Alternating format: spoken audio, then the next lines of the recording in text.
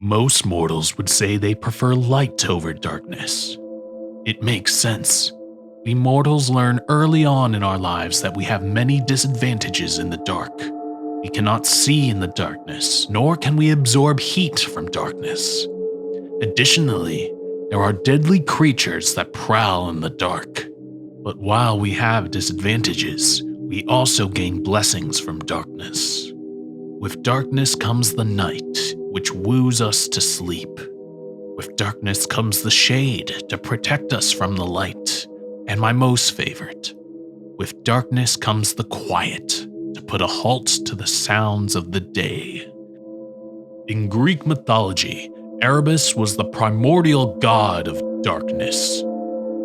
Like the other primordials, Erebus was both an immortal being and an earthly concept. While his concept was the darkness of the world, as a god, Erebus took the form of a man-shaped shadow whose body leaked constant streams of darkness. Not a single piece of his skin could usually be seen. Erebus's first mention in mythology is during the creation myth, where he is the last child of Chaos and brother to Gaia, Tartarus, and Nyx. After being born, Erebus and Nyx, the primordial goddess of the night, instantly fell in love and decided to explore their new surroundings. After some exploring, Uranus creates the light blue sky over the earth, making Erebus and Nyx curious. As they flew higher into the newly created sky, it began to grow darker and darker until it became entirely black. For the first time, night and darkness had appeared in the sky. Amazed by the dark sky, shadows exploded out of Erebus and covered the earth, dulling the world's colors and darkness. After bringing darkness and night to the world, Erebus and Nyx had twins. Their children were Ether, the primordial god of light, and Hemera, the primordial goddess of the day. Delighted with the birth of their new children, the family of four flew across the sky together, bringing forth night and day, and light and darkness.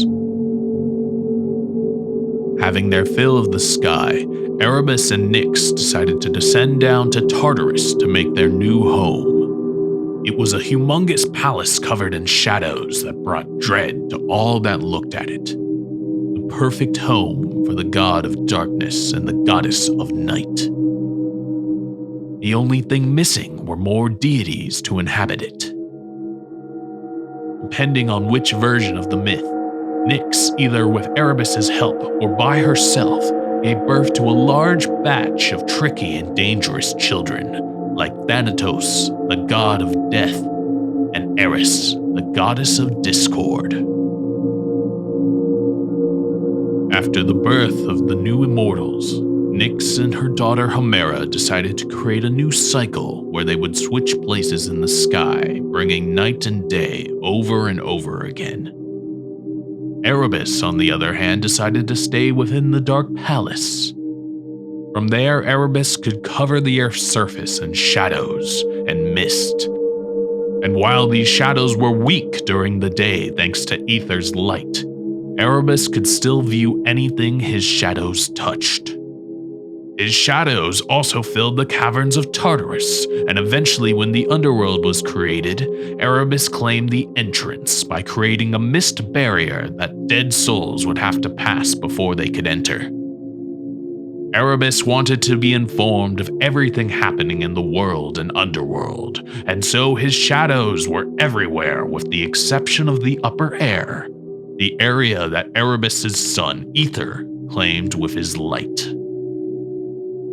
It's a shame that Erebus only shows up briefly in the beginning of Greek mythology. It would have been interesting to see him play a bigger role, especially in the myths concerning the underworld. And although his role was small, Erebus played an important part of being the father of Ether and Hemera, and the husband to Nyx. Well, there you have it. I give you the wild Greek mythology of Erebus, the primordial god of darkness. Hey, if you enjoyed my video, then please give it a thumbs up. There's plenty more videos about mythology, fairy tales, and folklore on the way, so make sure to subscribe and tap the bell icon so you don't miss out.